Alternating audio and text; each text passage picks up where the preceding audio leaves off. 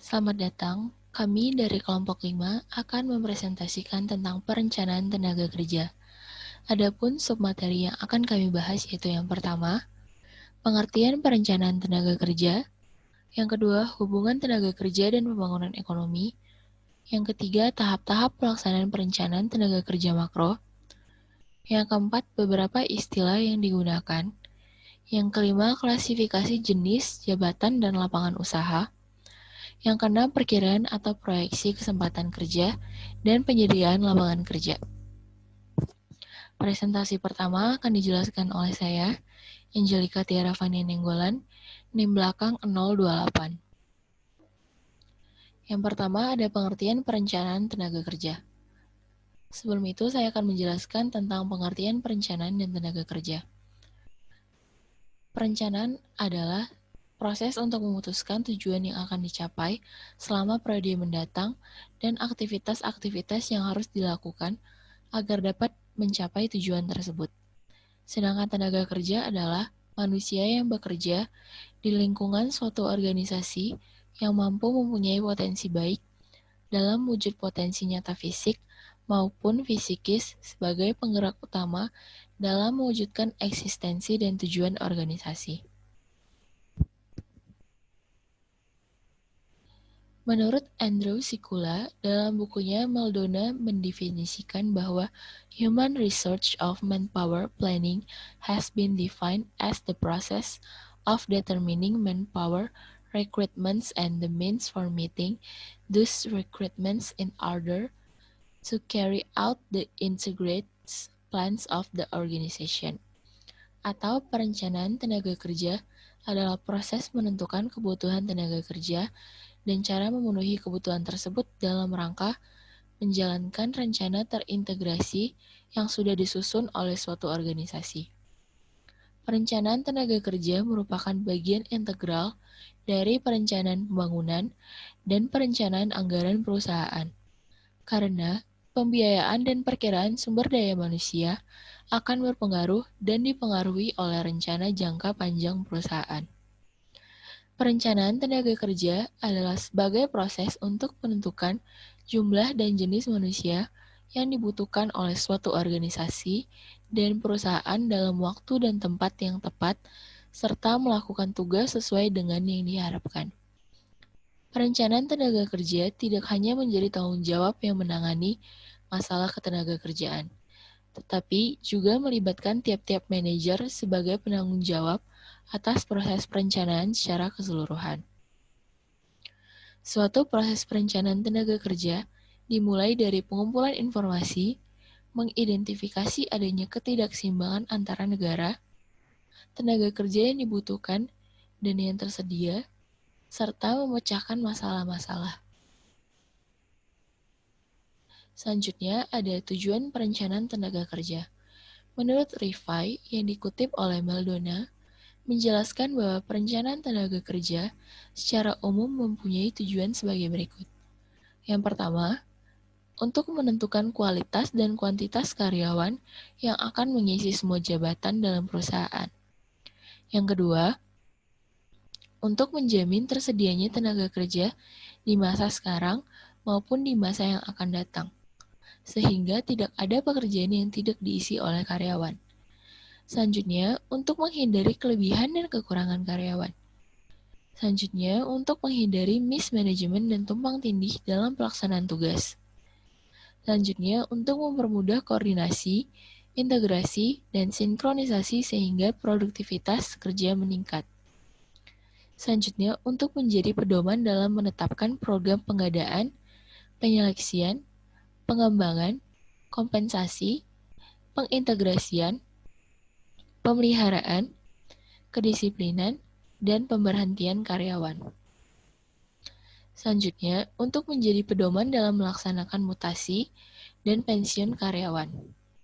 Selanjutnya, untuk menjadi dasar dalam melakukan penilaian kinerja karyawan. Yang kedua, ada hubungan tenaga kerja dan pembangunan ekonomi.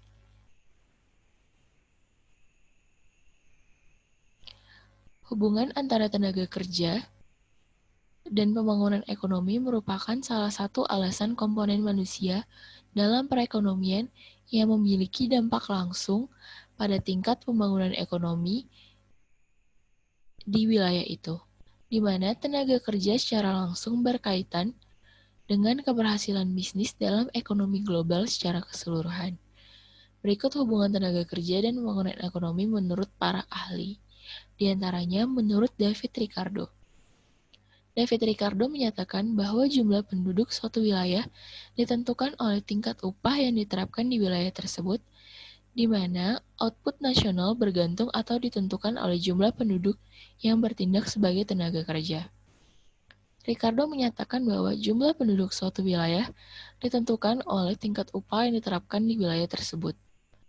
Jika suatu daerah menerapkan upah yang tinggi atau di atas tingkat subsisten, maka jumlah penduduk dan tingkat kesejahteraan akan cenderung meningkat. Namun sebaliknya, apabila tingkat upah di bawah tingkat kecukupan hidup, maka jumlah penduduk akan menurun, sebab orang-orang tersebut tidak mampu menanggung beban hidup yang semakin berat. Yang kedua, ada menurut Arthur Lewis. Teori Lewis mencoba menjelaskan bahwa pertumbuhan dan pembangunan ekonomi suatu negara dapat dilakukan dengan cara meningkatkan pertumbuhan pada sektor industri atau sektor kapitalis, di mana pertumbuhan sektor industri atau sektor kapitalis akan menyebabkan sebagian pekerja di sektor pertanian pindah ke sektor industri. Perpindahan ini tidak akan dapat menurunkan output sektor pertanian. Selanjutnya ada teori Ranis dan Fay. Teori yang dikembangkan oleh Gustav Ranis dan John Fay terlihat dalam karyanya yang berjudul Development of the Labor Surplus Economic. Karya Ranis dan Fay tersebut muncul pada tahun 1964. Teori Ranis dan Fay pada dasarnya banyak dipengaruhi oleh pemikiran yang dihasilkan oleh Lewis. Pemikiran tersebut yaitu mengenai teori pembangunan di negara-negara yang sedang berkembang dan mengalami kelebihan tenaga kerja atau disebut dengan pengangguran yang serius. Ranis dan Fay berpendapat bahwa upah di sektor modern sebagai sektor industri sangat erat hubungannya dengan besarnya kelebihan sektor tradisional atau sektor pertanian. Penarikan tenaga kerja yang terjadi di sektor pertanian akan dapat menurunkan jumlah konsumen di sektor tersebut. Selanjutnya, ada tahap-tahap pelaksanaan perencanaan tenaga kerja.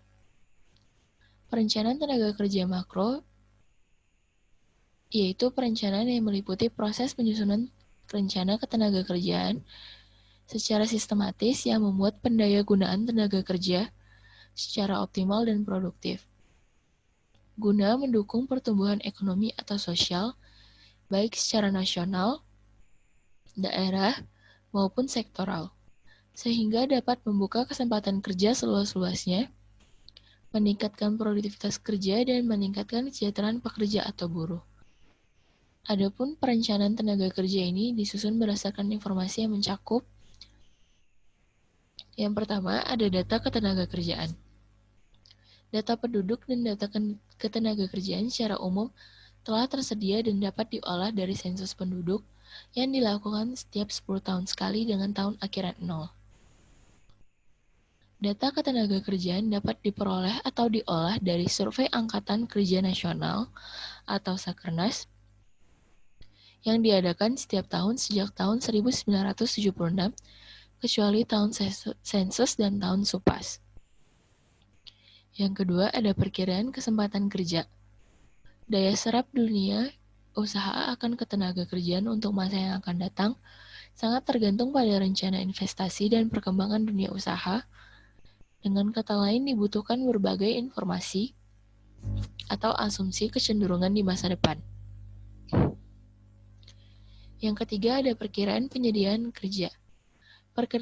Perkiraan penyediaan tenaga kerja dipengaruhi oleh banyak faktor, di antaranya jumlah penduduk, tingkat pendidikan, struktur umur, dan tingkat partisipasi kerja. Ada beberapa istilah yang digunakan. Berdasarkan Undang-Undang Nomor 13 Tahun 2003 dan Undang-Undang Nomor 21 Tahun 2000, tentang ketenagakerjaan, beberapa istilah yang digunakan dalam aturan ketenagakerjaan diantaranya. Yang pertama, ketenagakerjaan adalah segala hal yang berhubungan dengan tenaga kerja pada waktu sebelum, selama, dan sesudah masa kerja. Yang kedua, tenaga kerja adalah setiap orang yang mampu melakukan pekerjaan guna menghasilkan barang dan jasa, baik untuk memenuhi kebutuhan sendiri maupun untuk masyarakat. Yang ketiga, pekerja atau buruh adalah setiap orang yang bekerja dengan menerima upah atau imbalan dalam bentuk lain. Yang keempat, pemberi kerja adalah orang perseorangan, pengusaha, badan hukum, atau badan-badan lainnya yang mempekerjakan tenaga kerja dengan membayar upah atau imbalan dalam bentuk lain. Yang kelima, pengusaha adalah perseorangan, persekutuan, atau badan hukum yang menjalankan suatu perusahaan milik sendiri atau bukan miliknya yang berada di Indonesia maupun berkedudukan di luar wilayah Indonesia. Yang selanjutnya, perusahaan adalah setiap bentuk usaha yang berbadan hukum atau tidak, milik orang perseorangan, milik persekutuan, atau milik badan hukum, baik milik swasta maupun milik negara, yang mempekerjakan pekerja atau buruh dengan membayar upah atau imbalan dalam bentuk lain. Presentasi selanjutnya akan dijelaskan oleh teman saya. Saya Dekristi Yolanda Girsang di belakang 030. Selanjutnya, perencanaan tenaga kerja adalah proses penyusunan rencana ketenagakerjaan secara sistematis yang dijadikan dasar dan acuan dalam penyusunan kebijakan, strategi, dan pelaksanaan pembangunan ketenagakerjaan yang berkesinambungan. Selanjutnya, informasi ketenagakerjaan adalah gabungan rangkaian dan analisis data yang berbentuk angka yang telah diolah, naskah dan dokumen yang mempunyai arti, nilai, dan makna tertentu mengenai ketenagakerjaan.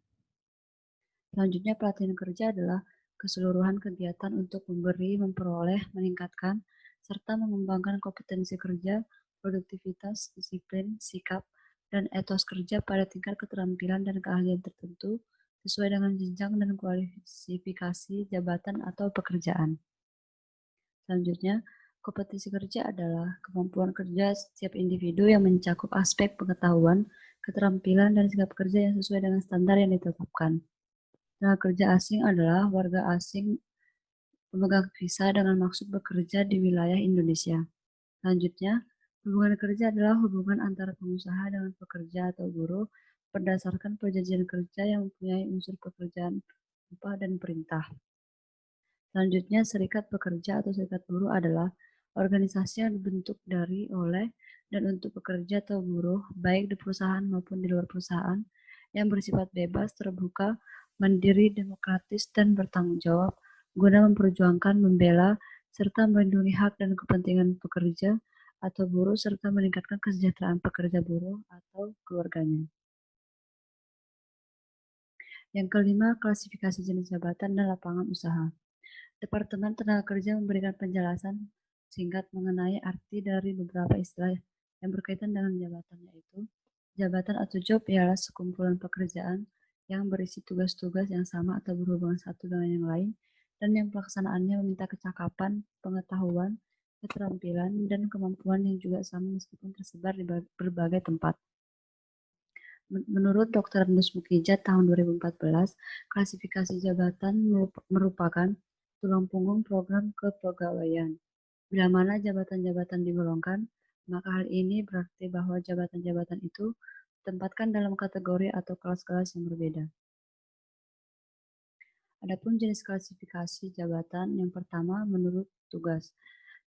Dalam sistem tindakan pertama kali ialah menganalisis unsur-unsur jabatan untuk jabatan perseorangan. Jabatan-jabatan itu dapat berjumlah ratusan, ribuan, bahkan dapat juga berjumlah jutaan.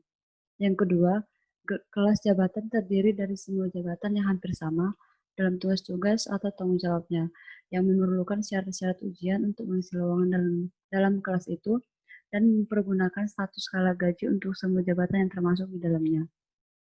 Yang ketiga, kelas merupakan inti proses klasifikasi jabatan yang menentukan jabatan-jabatan mana yang sebaiknya dapat dianggap kira-kira sama dalam tugas-tugas dan tanggung jawabnya. Yang keempat, seri kelas jabatan menunjukkan perbedaan dalam tingkat tanggung jawab dan kesulitan jabatan dalam garis pekerjaan yang sama. Seri kelas jabatan itu kadang-kadang menunjukkan rumpun kelas jabatan karena hubungannya yang erat dan juga menunjukkan garis promosi. Klasifikasi yang kedua menurut tingkat lapangan usaha. Yang pertama, klasifikasi atau penggolongan ini didasarkan atau kualifikasi mutu atau pendidikan orang-orangnya. Yang kedua, sulit dalam menggolongkan jabatan sekretaris. Penggolongan sekretaris tergantung pada kepalanya. Apabila kepalanya menduduki jabatan yang lebih tinggi dalam organisasi, maka ia juga ingin ditempatkan dalam klasifikasi atau penggolongan yang tinggi dalam jabatannya. Yang ketiga, dalam kenyataan atau praktik, jabatan sekretaris disesuaikan dengan tingkat jabatan kepalanya. Yang keenam, perkiraan kesempatan kerja dan penyediaan lapangan. Perluasan kesempatan kerja merupakan salah satu masalah utama oleh karena eratnya hubungan kesempatan kerja dengan masalah lain dalam pembangunan. Perluasan kesempatan kerja produktif sekaligus akan meningkatkan produksi, lebih meratakan pendapatan dan meningkatkan partisipasi rakyat di dalam pembangunan. Masalah perluasan kesempatan kerja juga erat hubungannya dengan pembinaan pengusaha kecil. Oleh karena itu, cara pendekatan yang ditempuh dalam pemecahan masalah kesempatan kerja adalah mengintegrasikan aspek kesempatan kerja dengan semua kegiatan pembangunan. Adapun contoh kasus perencanaan tenaga kerja yaitu Bank Senturi di Indonesia. Bank yang berdiri pada 6 Desember 2004 tersebut pada akhirnya harus kolaps dan meninggalkan berbagai masalah yang sampai sekarang masih belum tuntas, bahkan masalah tersebut seakan-akan berangsur menghilang.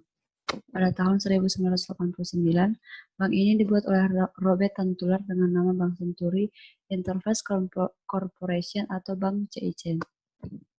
Dari awal kemunculannya saja, bank ini sudah menimbulkan keraguan karena proses perencanaannya yang tidak optimal. Terbukti pada bulan Maret tahun 1999, Bank CIC melakukan penawaran umum terbatas atau biasa disebut rights issue pertama pada Maret 1999 kepada Bank Indonesia. Di bawah naungan Robert Tantular, bank ini dinyatakan tidak lulus uji kelayakan dan kepatutan oleh Bank Indonesia. Lalu pada tahun 2002, auditor Bank Indonesia menemukan rasio modal Bank CIC minus 83,6%, sehingga menyebabkan bank tersebut kekurangan modal sebesar 2,67 triliun. Pada bulan Maret 2003, Bank CIC melakukan penawaran umum terbatas yang ketiga, namun lagi-lagi gagal. Alasannya karena pada tahun yang sama, Bank CIC diketahui memiliki nasabah yang terindikasikan dengan surat-surat berharga valuta asing sekitar 2 triliun. Atas saran dari Bank Indonesia, akhirnya pada 22 Oktober 2004, berdiri Bank Senturi dari merger Bank Denpak, Bank Piko, dan Bank CIC dengan pengesahannya tanggal 6 Desember di tahun yang sama. Melalui bukti ini, cukup kiranya menjadikan Bank Senturi sebagai contoh dalam proses perencanaan yang kurang baik. Terlihat dari masalah minus modal sehingga menyebabkan bank ini ditolak right issue-nya. Seharusnya kalau memang perencanaannya itu baik, mestinya dari awal sudah tahu kalau modal yang ada masih belum cukup untuk membangun sebuah bank. Ditambah kasus yang tidak kunjung selesai dan masih menimbulkan tanda tanya besar seputar pengeluaran dana talangan 6,762 triliun yang untuk membantu Bank Senturi dalam mengganti uang nasabahnya yang tidak bisa dikembalikan. Terkait masalah ini, penyebab utamanya adalah ketidaksinambungan proses pengelolaan dan pengendalian risiko likuiditas. Adapun pembahasan di sebelum kasus tersebut yaitu seharusnya pelaksanaan pengelolaan pengendalian risiko likuiditas tersebut dilakukan dengan cara sistematis, artinya dilakukan secara teratur. Tujuan utama dari penerapan manajemen risiko likuiditas adalah memastikan tercukupinya dana harian baik dalam keadaan normal maupun dalam keadaan krisis. Jika perencanaan manajemen risiko likuiditas yang dilakukan Bank Senturi atau Bank CIC kala itu baik, seyogyanya tidak akan ditemukan minus modal pada bank tersebut. Namun kenyataan yang terjadi di lapangan, auditor Bank Indonesia justru menemukan minus tersebut. Hal itu tentu saja patut dipertanyakan keabsahannya, serta patut dikonfirmasi kebenaran pengecekan tersebut. Apa benar terdapat minus modal jikalau perencanaan yang dilakukan Bank Sentral itu sudah baik? Tetapi tentunya pihak Bank Indonesia tidak akan semudah itu memutuskan kalau tidak ada bukti-bukti yang relevan terkait bank tersebut. Sasaran daripada manajemen risiko likuiditas itu sendiri adalah mengidentifikasi, mengukur, memantau, serta mengendalikan jalannya aktivitas kegiatan bank. Masih dalam masalah minus modal tadi, dibuat pengandaian saja bahwa pihak Bank Senturi telah melakukan kegiatan manajemen risiko likuiditas. Pertanyaannya, kenapa masih terdapat minus modal kalau memang sudah melakukan hal tersebut? Seburuk-buruknya penerapan manajemen risiko likuiditas, apabila dilakukan dengan benar, maka dampak negatif apabila ada yang akan ditimbulkan tidak akan terlalu besar. Jawaban yang relevan dari pertanyaan tersebut adalah karena proses pengelolaan dan pengendalian risiko likuiditas tidak dilakukan secara sistematis dan not with control oleh setiap unit kerja. Artinya, tidak ada koordinasi yang baik antara pihak atasan dengan bawahan terkait dengan pengelolaan dan pengendalian risiko likuiditas yang telah diterapkan. Mungkin saja ada faktor lain yang mempengaruhi mengapa Bank Senturi kala itu mengalami minus modal. Bisa saja karena sebagian besar uangnya telah dicuri atau faktor-faktor lain di luar perkiraan manusia. Demikian presentasi dari kelompok kami. Apabila ada kesalahan, mohon dimaafkan. Terima kasih.